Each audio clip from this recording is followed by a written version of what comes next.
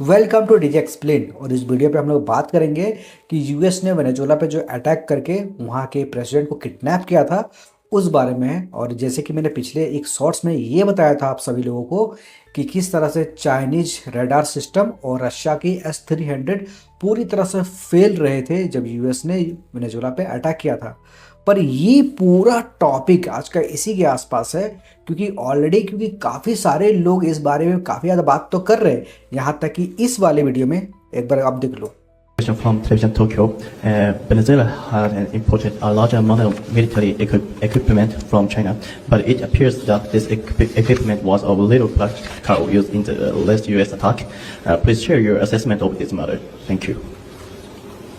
中方坚定支持拉美和加勒比和平区地位，反对在国际关系中使用或威胁使用武力，反对违反联合国宪章、侵犯别国主权的霸凌行径。 जैसे कि इस वाले वीडियो में एक Japanese reporter Chinese spokes person को ये पूछता हुआ पाया जा रहा है कि आखिर वेनेजुएला में चाइनीज इक्विपमेंट फेल कैसे हो गए। और ये जो अभी मैं वीडियो बना रहा हूँ इसी टॉपिक पे है। ऑलरेडी काफ़ी ज़्यादा रशिया को चाइना को क्रिटिसाइज किया जा रहा है क्योंकि उनके मिलिट्री इक्विपमेंट फेल हो गए, पर अब खुद वेनेजुएला के जो पर्सनल सिक्योरिटी गार्ड है उन्होंने कुछ बातें बताई हैं। पर उनसे पहले मैं आपको एक सिनेरियो बता देता हूँ। आप सभी को पता है कि 3 जनवरी को यूएसए ने वेनेजुएला पर अटैक किया और अटैक इतना कम टाइम में किया गया कि इतने कम टाइम में पूरे दुनिया की हर जो भी मिलिट्री एक्सपर्ट होते हैं वो भी कंफ्यूज हो गए कि इतने कम टाइम में यूएसए ने इतना बड़ा मिशन कर कैसे लिया, वो भी बिना एक सोल्जर को खरोच लगाए। पर अब खुद उनके यानी कि वेनेजुएला के जो सिक्योरिटी में थे, अब जाहिर सी बात है कि अगर कोई प्रेसिडेंट होगा तो उनके सिक्योरिटी में तो हो सकता है 100, 150, 200, 500 सिक्योरिटी पर्सनल तो रहे ही होंगे।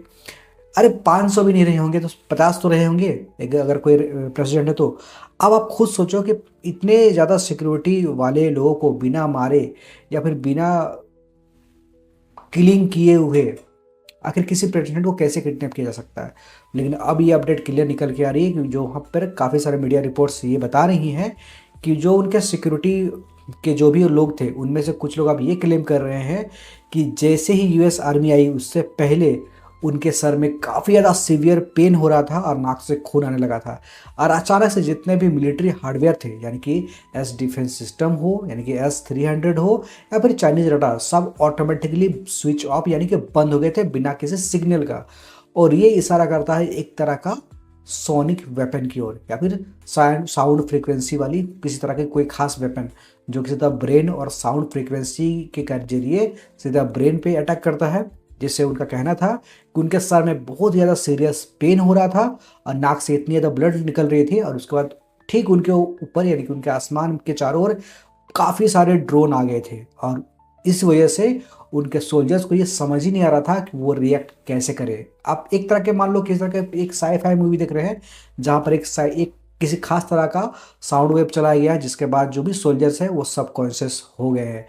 अब अगर इस तरह के वेपन्स को यूएस ने डायरेक्टली इस्तेमाल कर दिया और अगर ये अब पब्लिक हो रही है और अब जाहिर सी बात है यूएस तो इस तरह के वेपन्स को कभी एक्सेप्ट नहीं करेगी। हो सकता है उन्होंने बनाया हो, काफ़ी सारे देशों ने बना कर रखा हो जैसे कि यूएसए, रशिया, चाइना, लेकिन कोई भी मिलिट्री इसको कभी एक्सेप्ट नहीं करेगी कि उन्होंने इस तरह की चीज़ों को चलाया है। पर अगर उन्होंने चलाया है जैसा कि वेनेजुएला के सिक्योरिटी पर्सनल कर रहे हैं तो इंडिया को हमेशा इन सब चीज़ों के लिए प्रिपेयर रहना चाहिए कि हो सकता है कल को दिन चाइना भी इस तरह के वेपन्स को यूज़ कर सकता है इंडिया के अगेंस्ट।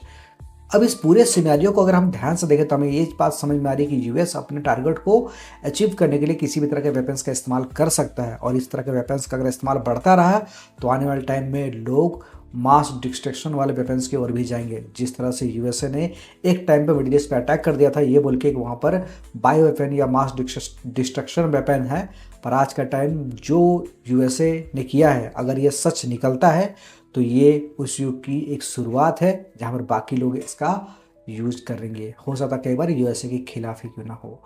तो आगे क्या होगा ये तो हमें एग्जैक्टली पता नहीं कि आगे कौन सा देश क्या करने वाला है। तब के लिए बने रहिए हमारे साथ इस चैनल में और अगर कोई भी अलग और बड़ी अपडेट आएगी तो हम आपके साथ जरूर शेयर करेंगे। तब के लिए फॉलो कर लीजिए डीजे एक्सप्लेन को।